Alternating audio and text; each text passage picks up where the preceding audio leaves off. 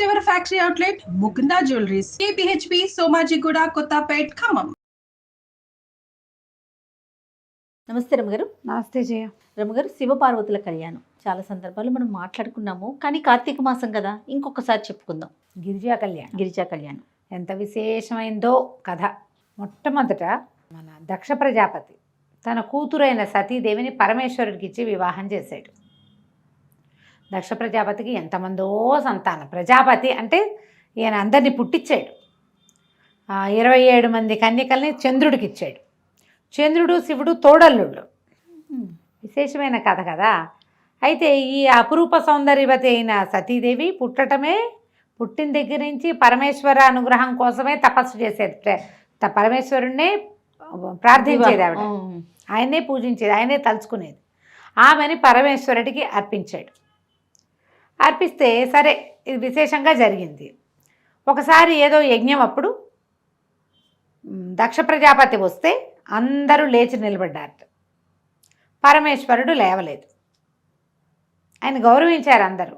పరమేశ్వరుడు లేవకపోతే ఈయన కోపం వచ్చింది ప్రజాపతికి. నేను ప్రజాపతిని కదా, ఈ పుట్టిన మహాద్భుత దేవతలందరికీ భార్యల్ని కన్నది నేను. మామగారిని చూసి లేవడు. అగ్రతాంబూలం ఇవ్వవలసిన వాడు కదా. మామంటే పితృపంచకంలో ఒకడు. పరమేశ్వరుడికి పితరుడు లేడు, స్వయంభువు ఆయన. నేను పిల్లనిచ్చిన మామని, అంటే నేను తండ్రిని, నన్ను గౌరవించాలి. ఆయన అక్కడ ఆ యజ్ఞానికి భర్తగా ఉన్నాడు పరమేశ్వరుడు. యజ్ఞభర్త ఇంకొకళ్ళకి నమస్కారం చేయడు, ఆ మొత్తం యజ్ఞానికి ఆయనే భర్త. అందుకని ఆయన లేవల, సభా మర్యాద పాటించలేదు. అల్లుడే గౌరవం ఇవ్వకపోతే వీళ్ళందరూ ఎట గౌరవం ఇస్తారు నాకు అని ఒక రకంగా మండిపోయింది ప్రజాపతికి. దక్ష ప్రజాపతి క్రోధితుడయ్యాడు. ఆయన క్రోధం ఎలాంటిదంటే, దాంతో ఆయన ఏం చేస్తున్నాడో ఆయనకి తెలియదు. ఒళ్ళు తెలియని తన వస్తుందన్నమాట. ఇక్కడేమో కోపం వచ్చింది శివుడి మీద. ఈ చంద్రుడికి 27 మంది కన్యకల్ని ఇచ్చాడు కదా, తారలు అందరినీ ఇచ్చాడు. ఒకడికే ఇచ్చి వివాహం చేశాడు. వాళ్ళల్లో ఆయన కొంచెం రోహిణి అంటే ఎక్కువ ఇష్టం ఆ చంద్రుడికి. అలా ఉంటుంది. మనం రాజుల గాథల్లో కూడా చెప్పుకున్నాం. ఒక అమ్మాయి ఏదో చాలా అనురూపంగా, చాలా అనుకూలంగా, అత్యంత ప్రియతమంగా ఉండేవాళ్ళు ఉండొచ్చు.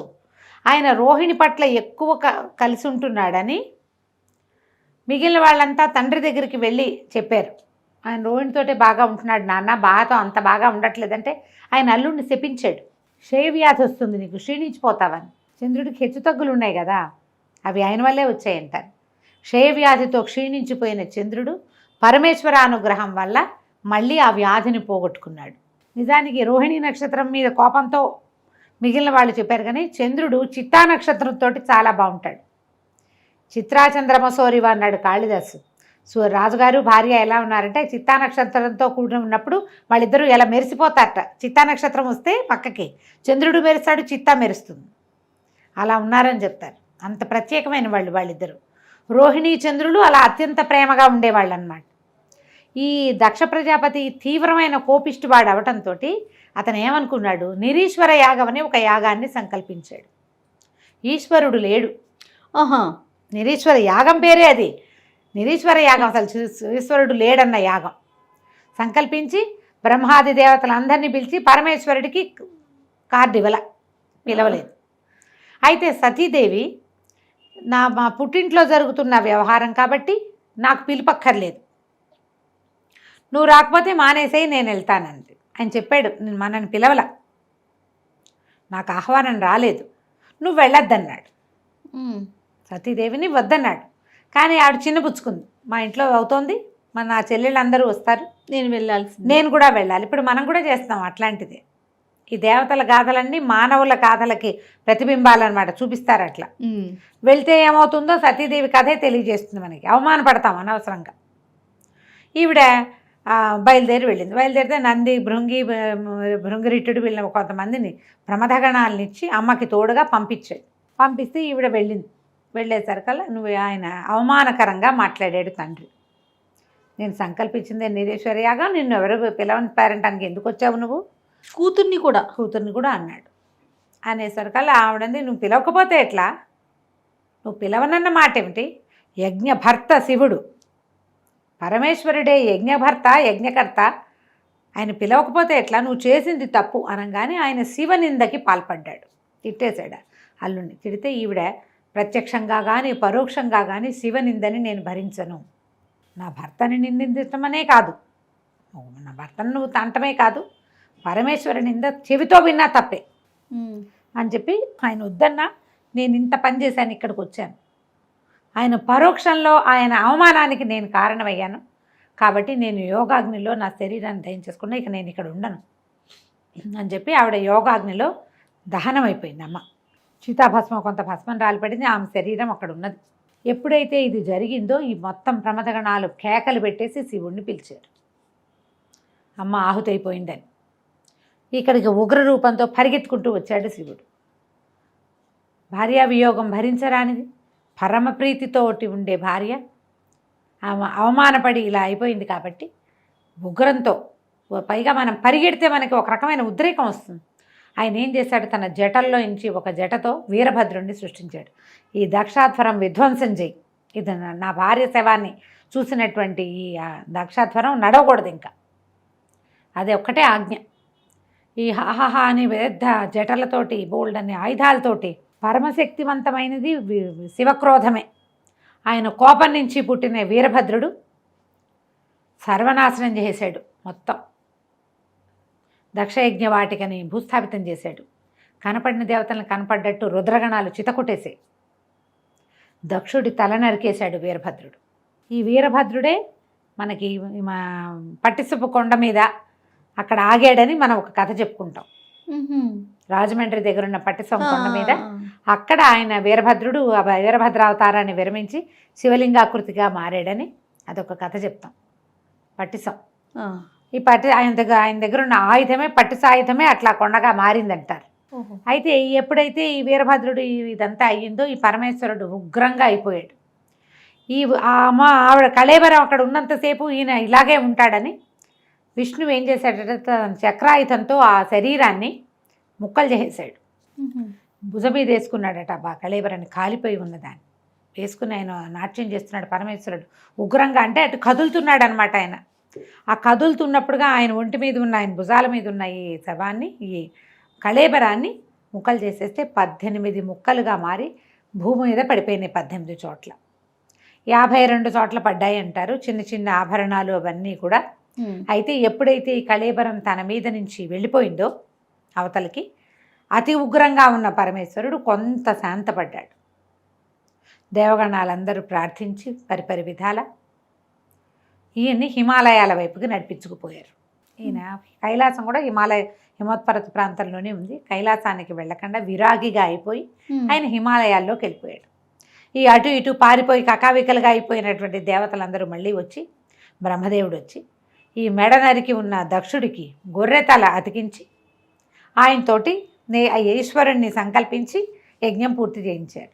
దక్షయజ్ఞవాటిక, దక్షవాటికే అంటే సర్వనాశనం అయిపోయిన దాన్ని దక్షవాటికలాగా తయారైంది అంటారు మన వాళ్ళు. ఈ సర్వనాశనాన్ని పూర్తి చేశారు. మరి యజ్ఞం పూర్తి చేయాలి, ఇది లోక సంక్షేమం కోసం చేసేవి కదా. యజ్ఞం అనగానే లోకక్షేమం కోసం మొత్తాన్ని పూర్తి చేశారు. ఈ హిమాలయాల్లోకి వెళ్ళిపోయి ఉండిపోయాడు శివుడు. ఆయన ఎప్పుడు పుట్టాడో, ఇది ఎప్పుడు జరిగిందో. అయితే ఈ మరణించి ప్రాణత్యాగం చేసిన సతీదేవి మరలా జన్మించింది. ఈసారి ఆవిడ ఎక్కడ పుట్టింది? దక్ష ప్రజాపతి నుంచి హిమోత్పర్వత ప్రాంతంలో హిమవంతుడు పరమభక్తిపరుడు, పరమసాత్వికుడు. ఆయన లాంటి సాత్వికమైన కొండ ఇంకొకటి లేదట. ఆయనకి మేనాదేవి అని భార్య ఉంది. ఆమె పేరు మేనక అంటారు, మేనాదేవి అనే రాస్తారు. ఈవిడ కడుపున మామూలు సంతానంగానే జన్మించింది. పర్వతరాజపుత్రిక కాబట్టి పార్వతి, శైలపుత్రి కాబట్టి శైలజ, ఇలాంటి పేర్లతోటి పార్వతీ నామధేయంతో ఈయనకి కుమార్తెగా జన్మించింది. వీళ్ళకి తర్వాత మైనాకుడు అనే కుమారుడు కూడా కలిగాడు. ఆయన ఇంకో కొండ. ఈ మైనాకుడు మనకి శ్రీమద్ రామాయణంలో కనపడతాడు, సుందరకాండలో. మళ్ళీ చెప్పుకుందాం. ఓకే. ఈ జన్మించిన పుత్రికకి పిల్ల కొంచెం పెద్దదైంది. కొంచెం 8 ఏళ్ళు వచ్చాక ఆయన ఏం చేశాడు, పిల్ల చాలా బుద్ధిమంతురాలు, సాత్వికురాలు, కొంచెం పూజా విధానం అది ఆసక్తి కలిగింది. అయితే ఈయన పరమేశ్వరుడు తన పర్వత సానువుల్లో ఒక చోట తపస్సు చేసుకున్నాడు. పిల్లకి అంత వ్యక్తత వచ్చింది, ఊహ పద్ధతి అన్నీ తెలిసాక పరమేశ్వరుడి సేవకి నియోగించాడు హిమవంతుడు ఈ పార్వతిని. మరి భగవంతుడు ఇక్కడ ఉన్నాడు, ఆయన సేవించాలి కదా. పిల్ల రోజు వెళ్ళేది.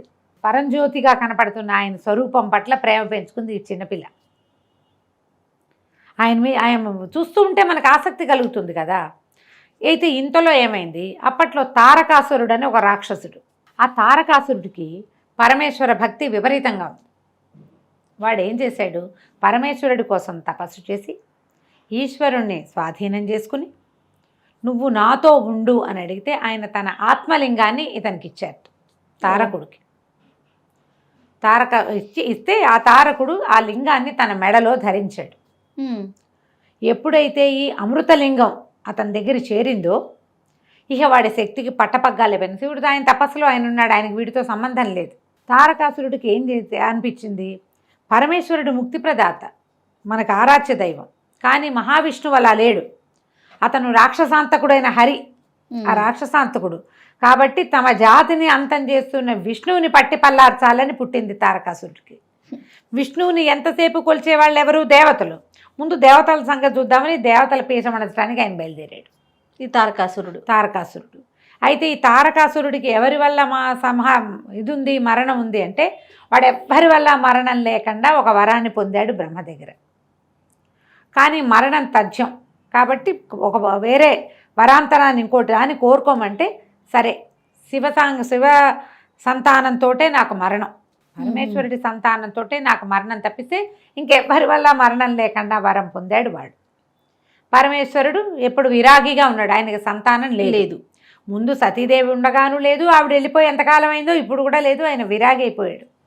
ఆయన మళ్ళీ సంసారంలోకి దిగి సంతానాన్ని కంటాడన్న ఆశ అయితే లేదు. ఇక ఎవరి వల్ల చావులేని ఈ తారకాసురుడు విజృంభించాడు. ఇప్పుడు తారకాసుర సంహారం ఎలా జరుగుతుంది అనేది వీళ్ళంతా ఆలోచించి విష్ణువుని ముందు పిలిచారట, బాబు ఈయన సంగతి చూడాయన అని. విష్ణువు యుద్ధానికి వచ్చి కూడా వీడిని నేను చంపలేను, ప్రచండమైన రుద్ర తేజస్సుతోటి ఉన్నాడు వీడు. ఇప్పుడు వీడి మీద బాణం వేస్తే శివుడి మీద వేసినట్టే. శివుడు వీడితో ఉన్నంతకాలం నేనేం చేయలేను, శివుడిని దూరం చేయాలి ఒకటి. రెండోది వీడి వరం, బ్రహ్మదేవుడు ఇచ్చిన వరం ఏంటి, శివ సంతానమే ఇతన్ని చంపగలదు, శివతేజం మాత్రమే చంపుతుంది. శివతేజము అంటే ఆయన వల్ల పుట్టిన సంతానం. దానికోసం ఏదైనా ప్రయత్నం చేసుకుంటారా బాబు, వాడిని వదిలేయండి అని ఈయన దారిని వైకుంఠానికి వెళ్ళిపోయాడు. ఇక దేవతల చేతులు pisకుంటూ ఆలోచించుకున్నారు ఏం చేయాలి, ఎట్లా పరమేశ్వరుని ఇందులోకి దింపాలి. ఈ సందట్లో వాళ్ళకి ఏం తెలిసింది, పర్వతరాజపుత్రిక అయిన పార్వతి నిత్యము సేవిస్తుంది. ఈ పార్వతి ఎవరు అనగానే ఆమెను చూసేసరికి ఆమెలో ఉమా చైతన్యం కనపడుతోంది, భగవత్ చైతన్యం. పాపగా లేదని, చిన్నపిల్ల కాదు, ఏదో ఉన్నది ఈమెలో. అప్పుడు మళ్ళీ పరిగెత్తారు బ్రహ్మదేవుడి దగ్గరికి. ఆ అమ్మాయిని చూస్తే మనకు సతీదేవిని చూసినట్టు అనిపిస్తుంది. అప్పుడు ఆయన చెప్పాడనమాట, సతీదేవి ఇక్కడ జన్మించింది, ఇంకా సమయం రాలేదు, సమయం వచ్చే వరకు వేచుంటారా, సమయాన్ని తెప్పిస్తారో ఆలోచించుకోండి. దేవతలు బాగా ఆలోచించి మన్మథుడిని పిలిచి, ఓ నాయనా నువ్వు వచ్చి ఈ పరమేశ్వరుడి తపస్సు భగ్నం చేయి. ఆయన నిరంతరము తపస్సులోనే ఉంటున్నాడు. కళ్ళు తెరిచి చూస్తే ఈ ఉమా చైతన్యం కనపడుతున్న, ఈ శక్తి చైతన్యం కనపడుతున్న ఈ అమ్మాయిని కనుక ఆయన చూస్తే ఆయన ఆకర్షితుడవుతాడు. చూడటల్లా అసలు ఆయన కళ్ళు మూసుకునే ఉంటాడు. పిల్ల వస్తుంది, పువ్వులు దండేస్తుంది, పువ్వులు పెడుతుంది, పళ్ళు పెడుతుంది. ఆ పిల్ల అక్కడే పరిచర్య చేస్తూ అవి ఇవి సవరిస్తూ తుడుస్తూ ఉంటుంది. ఆయన కళ్ళు తెరిచి చూడ్డు. అమ్మాయి వెళ్ళిపోతుంది, ఈయన లేచి తన వ్యవహారం చూసుకుని మళ్ళీ కూర్చుంటాడు. మళ్ళీ సాయంత్రం వస్తుంది, మళ్ళీ ఈయన కూర్చుంటాడు. పరమేశ్వరుడు కళ్ళు తెరిచి చూడాలి, అది అక్కడ మన పార్వతీదేవి అక్కడ ఉన్నప్పుడే జరగాలి. ఆయన కళ్ళు తెరిపించు అనగానే వచ్చాడు. ఈ హిమాలయాల్లో పువ్వులు అవి పూసే చెట్లు ఎక్కడో ఉంటాయి. పరమేశ్వరుడు ఉన్న చోట మంచు తప్పిస్తే ఏమీ లేదు. ఈ మన్మథుడు వచ్చేసరికి అతను ఎక్కడికి వస్తే అక్కడ వసంతం వస్తుంది. వసంతుడు ఆయన వెనకాలే ఉంటాడు, ఆయనతో పాటే ఉంటాడు. ఈయన చిలుక ఆయుధం మీద వస్తాడు, చిలుక రథం మీద వస్తాడు. భార్య భర్త ఇద్దరు ఉత్సాహంగా వచ్చారు. వసంతుడు వచ్చాడు, మొత్తం చుట్టుపక్కల ఉన్న మొక్కలన్నీ చిగురు చేసినాయి, బాగా కళకళలాడుతుంది. చల్లని గాలి, సుగంధభరితమైన గాలి వస్తుంది. ఈ అమ్మాయి పార్వతీదేవి పరిచర్య చేస్తుండగా మన్మథుడు ఒక చెట్టు చాటున దాగి, పెద్ద దాగల కొంచెం అటు ఇటుగా నుంచుని పరమేశ్వరుడికి బాణం వేసుకుంటాడు. ఈ బాణాలు ఏం వేస్తాడు మన్మథుడికి, పంచబాణుడు అంటారు. 5 బాణాలు ఉన్నాయి. ఈ 5 పువ్వుల బాణాలే, కేవలం మనసుని చంచలం చేస్తాయి అంతే. అవి ఏ వస్తువును చూస్తే దానికి ఆకర్షితులయ్యేగా చేస్తాయి. అశోకము, అరవిందము, నీలోత్పలము, మామిడి పువ్వు, చూతము, నవమల్లిక, ఈ 5 ఆయన ఆయుధాలు. ఓహో. ఈ 5 బాణాలు. ఈ బాణం పువ్వు వేస్తే దెబ్బ తగులుతుందా? పువ్వులతో కొడితే దెబ్బలు తగలవు. అది ఎక్కడ తగలాలో అక్కడ తగులుతుంది. మనసు కిటికీలు తెరుచుకుంటాయన్నమాట. ఈ బాణాలు వేసేసాడు టపాటపా, ఒకదాని వెనకాల ఒకటి. బాణం తగిలేసరికి ఆయనకి స్పృహ వచ్చింది. కళ్ళు తెరిచి చూసరికి అమ్మాయి కనపడింది. కానీ ఆయనకి వెంటనే ఏం తెలిసింది, వీడెవడో నన్ను కొట్టాడు. ఓహో. ఈ కొట్టిన వాడెవడని అటు చూశాడు. చూసేసరికల్లా కనిపించాడు మన్మధుడు, చక్కగా బాణాలు ధరించి అందంగా అలంకరించుకొని, రతి సహాయుడుగా పక్కనే భార్య ఉంది, చిలుక వాహనం కనపడుతోంది. మొత్తం వాతావరణం అంతా అదే మెరిసిపోతూ పువ్వులతోటి గుమగుమలాడిపోతుంది. కోపం, వీడికి ఇంత సాహసం, నన్ను కొడతాడా వీడు అన్న ఒక్క భావం లోపల వచ్చేసరికల్లా ఆయన 3వ కన్ను తెరుచుకుంది. మామూలు నేత్రాల్లోంచి అగ్ని వర్షించడు, తృతీయ నేత్రంలోంచి అగ్నే, అది అగ్నినేత్రం, 3వ నేత్రం. ఎప్పుడైతే ఈ కన్ను తెరుచుకుందో కంట్లో నుంచి ఇట్లా మంట వచ్చేసి, ఆ రావటం ఆ 3వ కంటి మంటకి ఈ మన్మధుడు భగ భగ భగ మండిపోయాడు. హర శివ శివ అన్నాడు. శివ లేదు, హర లేదు, దగ్ధమైపోయాడు. బెదిరిపోయింది ఈవిడ పార్వతీదేవి. పరమ దుఃఖంతో పరిగెత్తేసింది. అమ్మాయికి అర్థమైంది ఏం జరిగింది. చెలికత్తెలు అందరూ పరుగులు పెట్టారు, తెలుసుకున్నారు. ఎప్పుడైతే ఈ కంటి మంటతోటి ఆ మన్మధుడిని కాల్చేశాడో పరమేశ్వరుడు రిగ్గున లేచి వెళ్ళిపోయాడు అక్కడి నుంచి. ఆయన వెళ్ళిపోయాడు. ఈవిడ బిత్తరమొహంతోటి నుంచుంది పార్వతి. అవి తెలియలా, చిన్నతనం కూడా కదా, ఏం జరుగుతుందో అర్థం కాలేదు. ఆయన తన వైపు చూసింది, తెలిసింది. ఒకళ్ళొకళ్ళు చూసుకున్నారు వీళ్ళిద్దరూ. ఏం చేయాలో తెలియలేదు. దుఃఖంతో ఈవిడ ఇంటికి వచ్చింది. పరమేశ్వరుడు వెళ్ళిపోయాడు అని. ఆ వెళ్ళిపోయిన పరమేశ్వరుడు కావాలనిపించడం మొదలుపెట్టింది అమ్మాయికి. తల్లికి చెప్పింది, నేను ఇంట్లో ఉండను, పరమేశ్వరుడి కోసం నేను తపస్సు చేసుకుంటాను, నేను వెళ్ళిపోతానని. వాళ్ళమ్మ వద్దమ్మా వద్దని. అప్పుడే ఉమానామధేయం వచ్చింది ఈవిడికి. ఉమా అంటే అమ్మాయి వలదు, ఉమా అంటే అదే అర్థం. ఈవిడకి ఏమైనా సరే నేను తపస్సు చేసుకుంటానని తపస్సు కోసం హిమాలయ పర్వత ప్రాంతంలోని ఇంకొక చోటకు వెళ్ళి తపస్సు చేసుకోవటం మొదలుపెట్టింది. శివుడి కోసం. ఆ కన్ను తెరిచేసరికల్లా ఇంకా అప్పటిదాకా భక్తి ఉంది, ఇప్పుడు ప్రేమ వచ్చేసింది. ఈ బాణాలతోటి వాతావరణం అంతా మారిపోయింది. యాంబియన్స్ మారేసరికి ఐడియాలు మారిపోతాయి కదా. అదే మనం ఇప్పుడు దానికి వర్కౌట్ చేస్తున్నాం, మంచి యాంబియన్స్ ఉండాలని. ఎప్పుడుదో ఇది గుడ్ యాంబియన్స్ ఐడియాస్ని మార్చేస్తుంది. అయితే ఈ తపస్సు చేసుకోవటం మొదలుపెట్టింది. తపస్సుతోటి మొదట్లో అవి ఇవి తిని ఉండేది, క్రమంగా ఆకులు కూడా తిండ మానేసిందిట. అపర్ణ అయింది అమ్మవారు. అప్పుడు పర్ణములు కూడా లేవు. అపర్ణ అంటారా పేరు? ఆ అపర్ణ ఏమిటంటే, ఇలా తపస్సి సమాధిలో ఉన్నటువంటి పార్వతీదేవి ఆకులు కూడా తినడం మానేశాక అపర్ణగా మారిపోయింది. అయితే ఈ 4 పక్కల అగ్నుల్లో మధ్యలో నిలబడి అలా శివుడి కోసమే ప్రార్థన చేస్తూ ఉండేదట. తల్లిదండ్రి చాలా గజగజలాడిపోయారు, ఏం చేయాలో తెలీదు. కానీ శివుడికి ఈ వార్త అందటం మొదలుపెట్టింది. ఈయన కళ్ళు తెరిచి చూశాడు, అమ్మాయి మీద మనసు లగ్నమైంది. ఈ అమ్మాయి ఎవరు ఏమిటి వచ్చినాయి ప్రశ్నలు. మెల్లిగా నారదుడు, విష్ణువు వీళ్ళ మాటలతోటి ఆయన ఈ అమ్మాయి మీద మనసు లగ్నమైంది ఆయనకి, పార్వతీదేవి మీద. తర్వాత కొద్ది రోజులు గడిచాక ఈవిడ తపస్సు చేసుకోవటానికి ఒక కుటీరం అది నిర్మించుకుంది. ఒకళ్ళిద్దరు చిలుకత్తెలు ఉండేవాళ్ళు సహాయకులుగా. ఒకనాడు ఈవిడ ఉండగా ఇక్కడికి ఒక ఆయన వచ్చాడు. ఈ వచ్చిన వాడెవడు, ఒక ఇది మౌంజి అంటే ఏమంటారు దాన్ని, ఒక లేడి చర్మాన్ని చుట్టు చంకలో పెట్టుకుని దర్భలు కమండలాలు అవి పట్టుకుని జుట్టు ముడేసుకుని ఉన్న ఒక యువకుడు, యతి లాంటి వాడు వచ్చాడు. అపర్ణ జటిలం పేరుతోటి పుస్తకంలో ఇంటర్మీడియట్లో పాఠం కూడా ఉండేది. వచ్చి ఈవిన అమ్మాయి నువ్వు ఎవరి కోసం తపస్సు చేస్తున్నావు ఏమిటి అని కనుక్కున్నాడు. పరమేశ్వరుడి కోసం చేస్తున్నానని చెప్పింది. చెప్పేసరికి ఆయన అన్నాడు, ఆయనది నీకు మ్యాచింగ్ ఎక్కడ కుదురుతుంది? ఆయన బూడిద పూసుకుంటాడు, శ్మశానాల్లో ఉంటాడు, రక్తమోడుతున్నటువంటి ఏనుగు చర్మం కట్టుకుంటాడు, పులులు వీటిని మన పాముల్ని ధరిస్తాడు. మీ పొద్దున నీ పెళ్ళైతే, అతనితో నీ పెళ్ళైతే నువ్వు తెల్లటి దుకులం ఒక తెల్లటి వస్త్రం కట్టుకుంటావు, బంగారపు రంగు హంసలు అంచున్న పట్టుచీర కట్టుకుంటావు, ఆయనేమో నెత్తురోడుతున్న గజాజీనం కట్టుకుంటాడు. మీ ఇద్దరికి మ్యాచింగ్ ఎట్లా కుదురుతుంది? నువ్వు ఇట్లా హిమాలయాల్లో చక్కటి పర్వత ప్రాంతాల్లో ఉన్నావు, ఆయనేమో శ్మశానాల్లో ఉంటాడు. నీకు ఇన్ని నగలు నాణ్యాలు బంగారం బోళ్ళంతుంది. మీ తండ్రి రత్నాకరుడు, వజ్రాలు వైఢూర్యాలు ఆయనలోనే పుడతాయి, ముత్యాలు పుట్టే వంశం మీది, ఆయనేమో కపాలలేసుకుని తిరుగుతాడు అని ఎంత కవ్విస్తాడో ఆవిడ్ని. అతనితో ఇట్లా వివాహం కోసం ఏమిటి, నువ్వు వివాహం చేసుకోవాలంటే ఎంతమంది లేరు, ఉమ్. ఈయన చేసుకోవటం ఏమిటి? అమ్మనేడు నాన్నలేడు, ఎవరు లేరు ఆయనకి. దిగంబరుడు, దిక్కులే అంబరాలుగా కలిగినవాడు, ఎవరు లేరు. దిగంబరుడు అంటే వస్త్రాలు లేనివాడని కాదు, ఉమ్, ఉమ్. ఎల్లలు లేనివాడు. ఓ.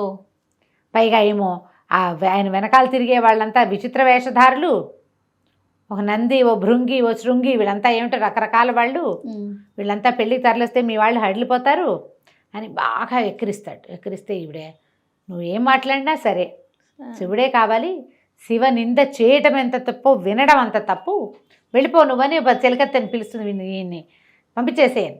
ఉమ్. ఆయన పంపించేయమంటే ఆయన లేచి నిలబడి పరమేశ్వరుడిగా ఈ అమ్మాయికి కనపడతాడు. శివ కళ్యాణం ఎంత రొమాంటిక్గా జరిగిందో చూడు. అదే కదా. కనిపించి ఆమెని ప్రాణిగ్రహణం చేస్తాడు. తర్వాత వివాహం చేసుకున్నారు వీళ్ళు. వివాహం చేసుకోవడానికి హిమవంతుడితో మాట్లాడటానికి సప్త ఋషులు వచ్చి పరమేశ్వరుడికి నీ కూతుర్నిచ్చి వివాహం చేయమని సాంగంగా అడిగి వివాహం చేశారు. ఆ వివాహానికి మొత్తం అందరూ వెళ్ళారట, 3,000,000 దేవతలు వివాహానికి వెళ్ళారు. వీరికి వివాహం జరిగిన తర్వాత ఈ వివాహానికి పెళ్లివాళ్ళు, ఆడపెళ్లి వాళ్ళంతా స్వాగతం చెప్పడానికి వస్తే ఈయన వెనకాల ఈయనేమో కపాలాలు అవి ధరించి పెద్దగా ఇంత జుట్టు జటలతోటి ఒక ముసలి ఎద్దునెక్కి మహాద్భుతమైన ఆకారంతో త్రిశూలము, మన్నిండా పాములు, ఒంటి నిండా పాములతోటి ఈ వచ్చి చుట్టూతా ఉన్న ప్రమథగణాలన్నీ ఇవన్నీ రాక్షస పిశాచగణాలు కదా. ఆయన ఏముంటాడు? భూతనాథుడు. ఆయన శ్మశానంలో ఉండేవాడు. అక్కడ ఏముంటాయి? బేతాళ పిశాచాదులు బోల్డన్ని ఉంటాయి. వాళ్ళందరూ హడిలిపోయారు. అందరూ దేవతలే అట్లా కనపడతారు. నువ్వు ఎలా చూస్తే అట్లా కనిపిస్తారు. బాబోయ్ అనుకుంటే బాబోయ్గా ఉంటుంది, పర్వాలేదు అనుకుంటే పర్వాలేదు. మేనాదేవి పరమ దుఃఖంతో అయ్యో పిల్లకి ఇలాంటి కష్టం వచ్చిందే, ఇట్లాంటి వాడికి ఇచ్చి పెళ్లి చేస్తున్నాం ఏమిటి మనం, ఈ పెళ్ళి లేకపోయినా పర్వాలేదని ఆవిడ 7 శోకాలు పెట్టి అలా జరిగిందని చెప్తారు. బోల్డంత సరదాగా పెళ్లి చేసుకున్నాడు ఆయన. పార్వతీదేవి, లక్ష్మీదేవి, సరస్వతీదేవి అందరూ వచ్చి దగ్గరుండి పరమేశ్వరుడిని పెళ్లి కొడుకుని చేసి ఆయనకి ఈవిడితోటి సతీదేవి యొక్క స్వరూపమైన ఉమాదేవితోటి వివాహం చేశారు. గిరిజా కళ్యాణం అత్యంత విశేషమైన గాథ. మనకి బ్రహ్మదేవుడి పెళ్ళి, విష్ణుమూర్తి పెళ్లిలో ఈ సరదా కనపడదు. వెంకటేశ్వర స్వామి వివాహంలో కొంచెం కనిపిస్తుంది, మళ్ళీ శ్రీకృష్ణుడు రాముల వారి వివాహాల్లో కూడా కనిపిస్తుంది. కానీ మహావిష్ణువు వివాహం సింపుల్గానే కనిపిస్తుంది. లక్ష్మీదేవి వచ్చింది, విష్ణువుని చేరుకుంది అని చెప్తారు. ఎందుకంటే విశేషమైన గాథగా కనపడదు. వివాహం అయిన తర్వాత వీరిద్దరికీ సంతానంగానే షణ్ముఖుడు జన్మించాడు. కానీ శివతేజం, శివపార్వతులు ఇద్దరు, ఆమె శక్తి, ఇతను శివుడు, వీళ్ళ వల్ల కలిగే సంతానం చాలా ప్రచండమైనది అవుతుందని పార్వతీదేవి గర్భంలో ఆ శిశువుని పడనివ్వకుండా చేశారు దేవతలు. శివవీర్యం ఆమెలోకి ప్రవేశించనివ్వల, వద్దన్నారు. అనేసరికి నా వల్ల కదిలిన శివవీర్యాన్ని నేను భరించాల్సింది పోయి మీరందరూ తీసుకున్నారు కాబట్టి భూదేవికేమో నీకు అందరూ మొగుళ్ళే, ఒక్క పుత్రుడి వల్ల కూడా నీకు సంతోషం కలగదు, కుమారుల వల్ల సంతోషం నాకు నేను ఏది పోగొట్టుకున్నానో అది నువ్వు కూడా పోగొట్టుకుంటావని భూదేవిని శపించింది. గంగాదేవిని శపించింది, అగ్నిని శపించింది, దేవతలందరికీ మీ భార్యల నుంచి మీకు సంతానం కలగదు పోండి అని శపించింది. ఒకటి జరగలేదు కాబట్టి తర్వాత ఆమె వల్ల కదిలిన వీర్యాన్ని ముందు అగ్ని, తర్వాత గంగానది, భూదేవి, అగ్ని, గంగానది, తర్వాత శరవణము ఇందరూ భరించి అప్పుడు స్కందజననం జరిగింది. స్కందజనన గాథ కూడా చదవడానికి చాలా మంచిది. అతి స్కందోత్పత్తి చదివితే కనుక పుత్ర సంతానం కలుగుతుందని చెప్తారు. స్కందుడు జన్మించాక ఆయనని దేవతలకి దేవసేనాధిపతిగా చేశారు. అప్పుడు ఈ తారకాసుర సంహారం జరిగింది. తారకుడితో ఎన్నిసార్లు యుద్ధం చేసినా తారకుడు చావల.